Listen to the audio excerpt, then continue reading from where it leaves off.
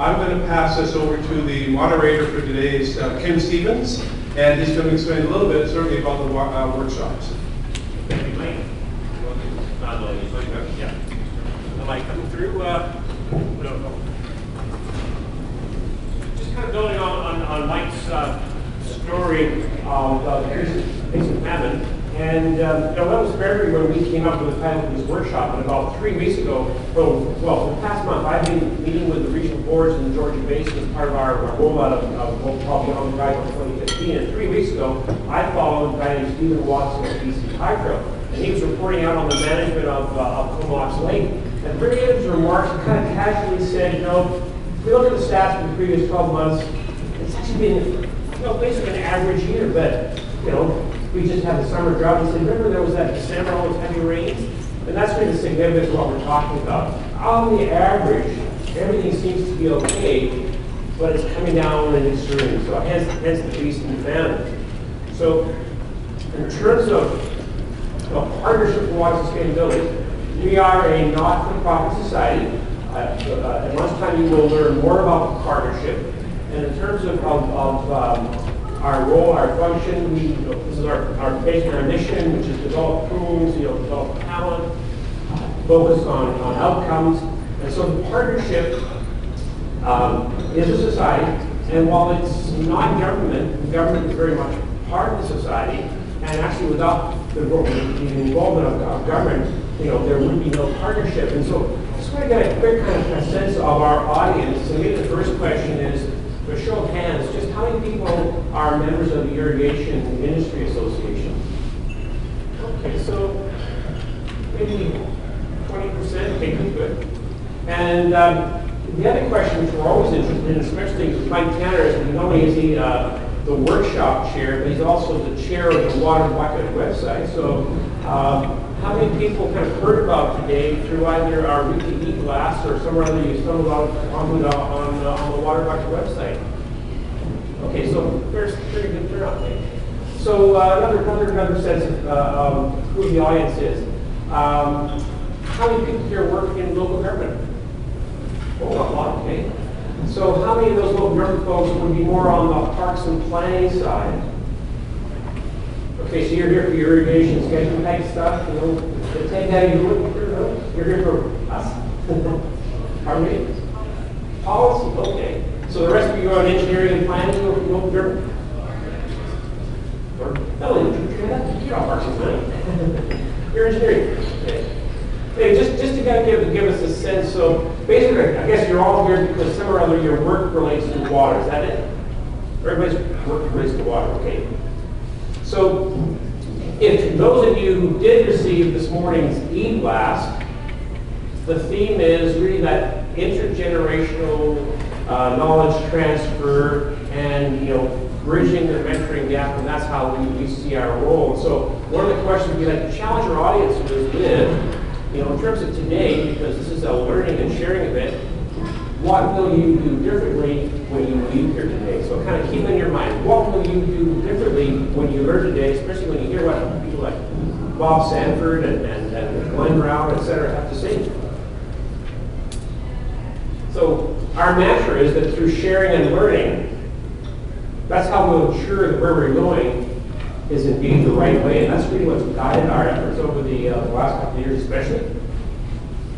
And so in terms of our workshop roadmap, and the fact that we have what we call cascading modules, starting at the stratospheric level once Bob Sanford starts talking about what's happening on kind of a big picture scale, and then cascading all the way down to on the ground with Kirby L at the very end of the day. But in terms of the 4 modules, this next hour and a half is really about what happens on the land matters.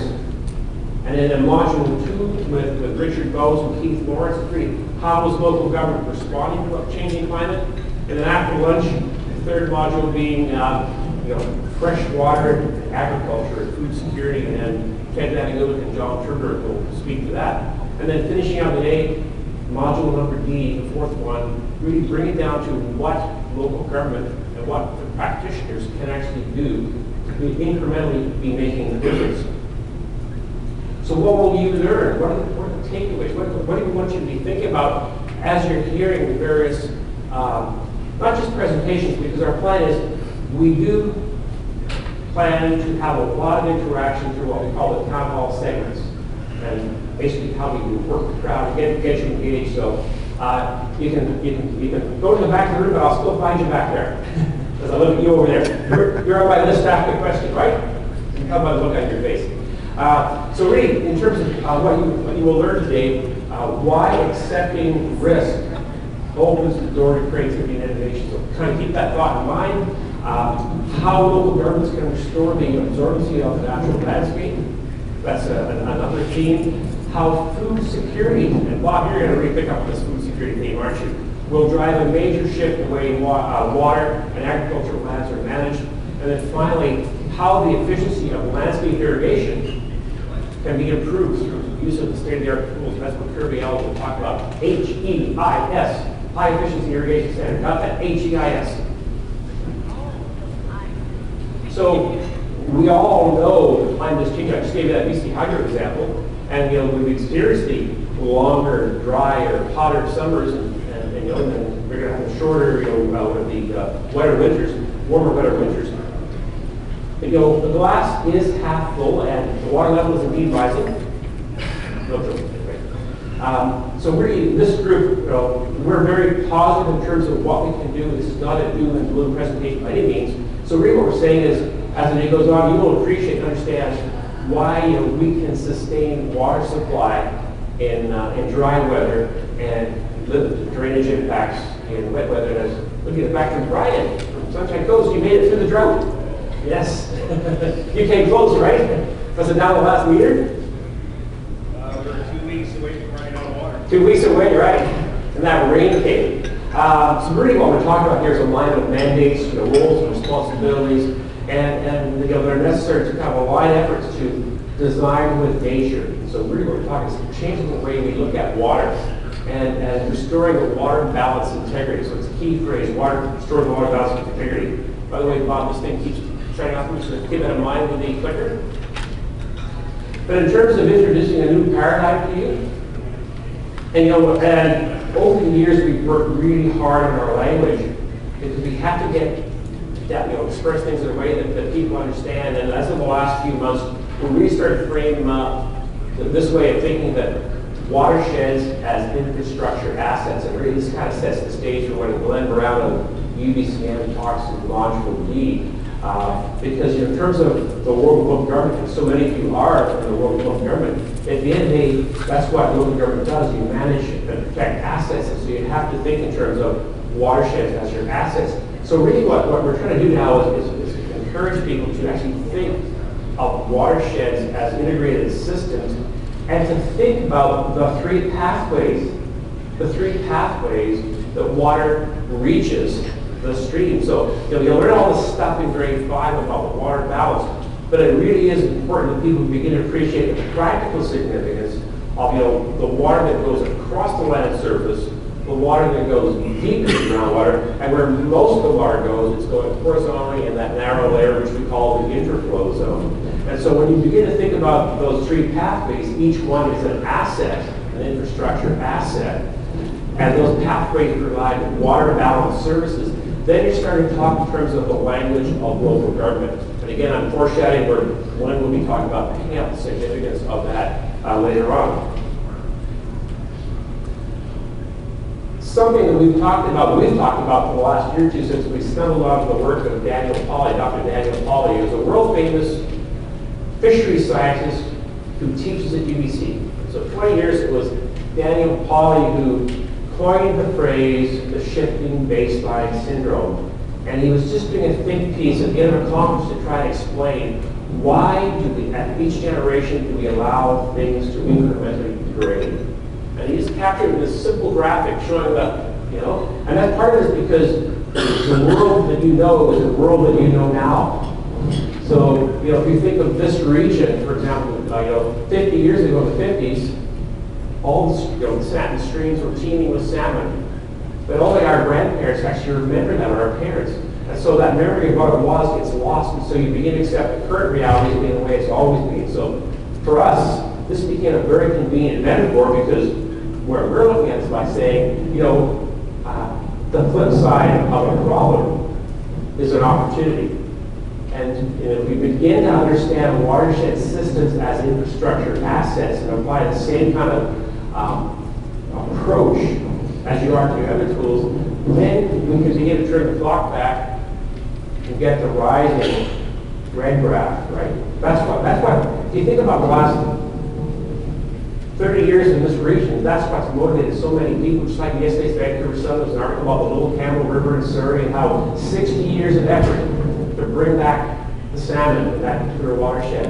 So it's that long-term commitment that to really communicate in a local government setting, it's really all about how to talk in terms of financial and level of service benefits over time. Really, we're talking about avoiding costs, because if you do it poorly, you have this downstream cost called erosion and loss of natural resources. So we're saying, what are the consequences of not managing the water balance correctly? There's a cost. So avoiding that cost, if you avoid that cost, avoid an unfunded liability. And so we're saying you can build water resilient communities. So in terms of our perspective as a partnership and our responsibility to deliver the water sustainability action plan, it was a teachable, it was the teachable year 2003, which really gave us the early momentum to actually create the water sustainability action plan. And so we moved from the teachable year. I guess, is that me? That's what I was saying, right? So anyway, so if you just think in terms of the progression, nothing happens overnight. You see a long-term commitment in terms of moving from a teachable year through a call to action. And the call to action was really in 2008 with Gordon Campbell as Premier and the release of Living Water Smart and the Green Communities Initiative. So those two things really set the tone for where British Columbia needs to go. And that's what we've always referenced what we're doing in terms of implementing Living Water Smart. And by 2014, we have what I call the 3 game changers. So obviously, everyone's heard about the Water Sustainability Act, right? Show of hands. Has anybody not heard about the Water Sustainability Act?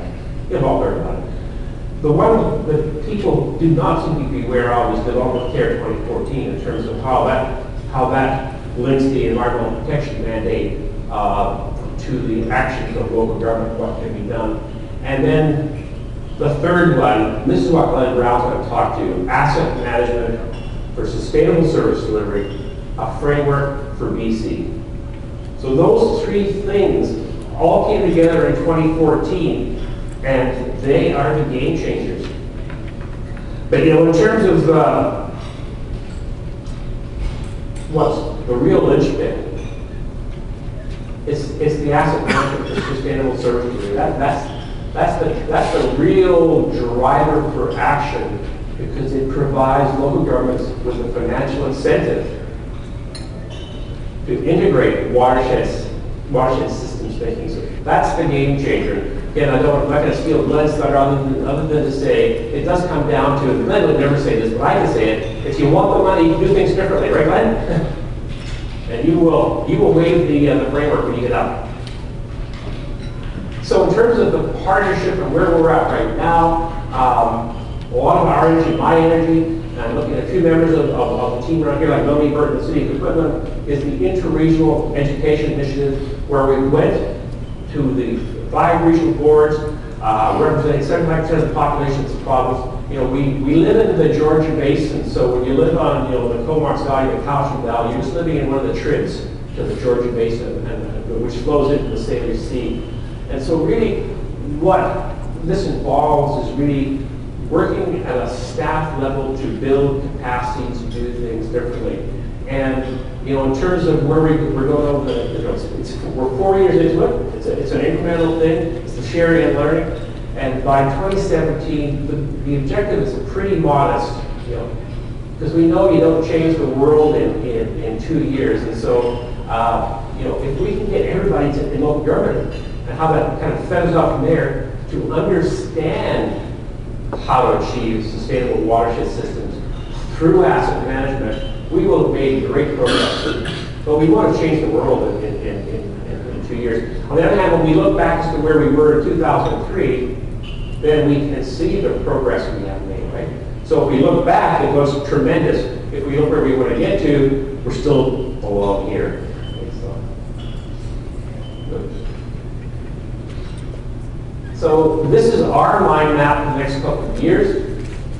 Our program, through the partnership, working with those 5 regional districts and the regional leadership team, is to add to the BC framework by showing how to integrate watershed systems thinking, including adaptation to a changing climate, into asset management. Asset management, which is what local government does as a way of doing their business. And so in terms of creating a bit of a mind map as to where we're going, this is our mind map. So the purple represents the world of the partnership in terms of being responsible for the original development and the further evolution and the delivery of the action plan through partnerships, through collaboration, and with the release of Beyond Dec2015, Sustainable Watershed Systems through Asset Management. Really what we're doing is we're advancing the water balance methodology and how that's evolved to develop performance targets that can be then implemented at the site level to mimic how water gets to the streams, to those 3 pathways, to quantify these methods. And where we'll be going over the next couple of years is to develop, in parallel to that now, the ecological accounting protocol. And Tim Pringle, who's in the back of the room, is our past president, is leading that initiative. So in terms of bringing my segment to a close before I hand off to Bob Sanford, in terms of the interregional education initiative and the collaboration that is taking place between 5 regions and sharing and learning, well, it's a matter of everyone needs to agree on expectations and how all the players will work together. And after that, each community can reach its goals in its own way. So as I look at ULA, right, that was one of the learnings the last couple of years, right? At the very beginning, when the team came together and there was an assumption that some other, you would all kind of coalesce on a common solution. And as you began to share and learn amongst each other, you began to realize, well, actually, you're just all bringing pieces of the puzzle, and it's going to take all those pieces to create the picture, right? And so, Glenn, one of your quotes, which is the regional team approach, how we work together, is founded on partnerships and collaboration and seeks to align actions at the 3 scales. So we have a provincial framework, we have all that high-fluid stuff, and that allows us to align the regional and local actions to get there. So this is my segue to Bob Sanford, who's really our keynote speaker. And Bob, you want to just come up as I just kind of transition here? Because you're going to self-introduce yourself, right, Bob? Because all I'm going to call you is the water champion and the prolific author. And really, Bob has generated a number of sound bites. And I like this one because it kind of captures what we're trying to do in terms of we had no idea until how much we rely on the stability of the hydrological cycle in our day-to-day lives. And just before I shut my microphone off, Bob. So Bob is going to kind of give you that global picture, and then we're going to just transition into a town hall segment where between Bob and myself, we'll get you talking. Bob.